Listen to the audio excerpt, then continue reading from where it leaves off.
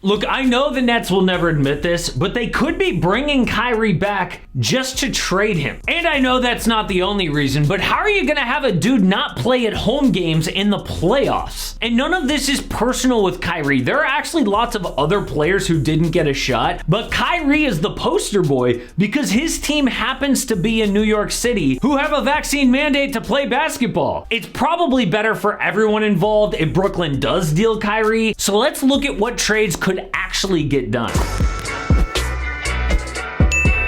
First thing I gotta say is Kyrie gets a lot of crap, especially from me, I'll admit it, but dude is an elite NBA player. People forget he averaged like 27 points and 6 assists in 54 games last season. That's like adding DeMar DeRozan on offense. The second thing is, I know people are gonna say, oh, they're not gonna trade him, but you're wrong. Ian Begley of SNY, who is one of the most plugged in sports reporters in New York, said this: as of late last month, Brooklyn remained open to talking trades involving Irving. In late October, the Nets were taking calls on potential Irving trades, but not making them. In the weeks following that report, several teams said Brooklyn has continued to take that approach with their all-star guard. So yes, this is not just some video to get clicks, though we do love them clicks. This is an actual trade that could change the NBA. The big question here is, what is Kyrie's trade value? Once you determine that, then you can start to put together trades. I saw a Suns hypothetical trade out there, basically only giving up Dario Saric. Dude's gonna be out basically all year. You might as well throw me in there. I'm gonna give the same value as Dario. I think once people remember how good Kyrie actually is, he'll be worth the headache. So that's one part of determining trade value, which is skill, and the other part is salary. So Kyrie's salary looks like this: about $35 million this year and a player option for $36.5 million next year. Now, if he wants to decline that player option and sign one last big deal, like the way that Chris Paul did, Kyrie is going to have to ball out this season. The reason guys like John Wall are untradeable is because he makes like $45 million and can't really play. Kyrie isn't like that. He's still elite and he doesn't make John Wall money, so I think his trade value should be pretty high. Let's start with the Mavericks getting Kyrie Irving, the Nets getting Kristaps Porzingis. I know, it's a straight up trade. It's almost too simple, but a report said that the Mavs have already called and mentioned KP. Not only is he a good fit playing center in Brooklyn, but he's playing well. Dude is almost 20 points a game this year. He's actually played more games than Luka. And if you like advanced stats, he's actually leading the Mavs in PER this season. He also leads them in AP, aggressive parts. KP would be a legit third option behind Kevin Durant and James Harden. Their spacing would be perfect for the way he likes to score. He adds decent rim protection too. In Dallas, Kyrie would take some of the ball handling away from Luka, which they do actually need. He's also had success in the postseason, which is the next step for the Mavericks. My two concerns in this deal are a Luka-Kyrie backcourt would be pretty weak on defense. And it seems like the Nets want more than just KP. I'm not sure giving up Jalen Brunson as well would be worth it for Dallas. What about the Clippers getting Kyrie, the Nets getting Eric Bledsoe, Luke Kennard, BJ Boston, a 2028 first, and 3 second-round picks?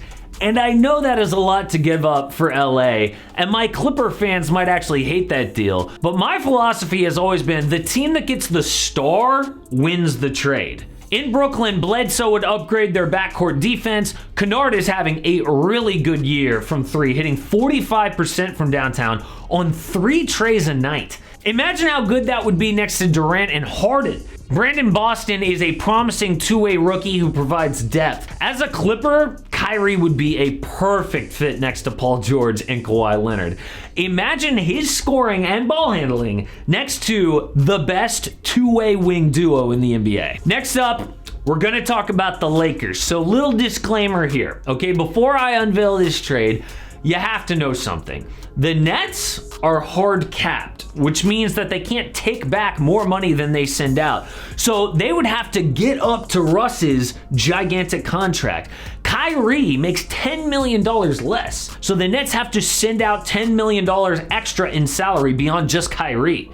So the guys that I will mention here are the only ones that make sense. The Lakers get Kyrie Irving, James Johnson, Bruce Brown, Day'Ron Sharpe. The Nets get Russell Westbrook, a 2028 first, and some unimaginable turnovers. The Nets are the perfect team for Russ's skill set. Obviously, we have the OKC Big Three reunion, which is cool, but this is a centerless team. That provides elite spacing so that Russ doesn't have to shoot threes, and he can actually just play within himself.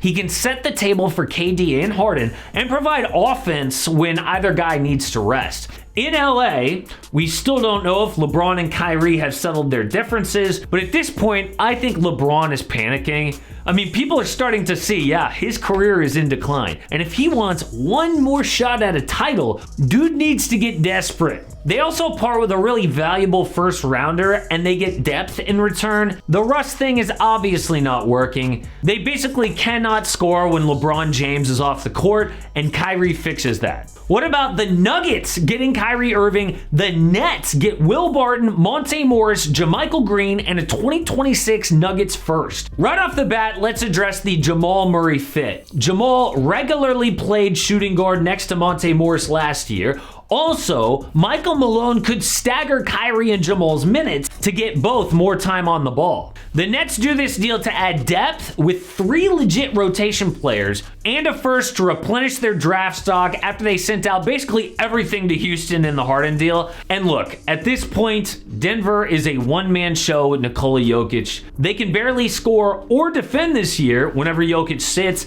and they're wasting an MVP type year from him.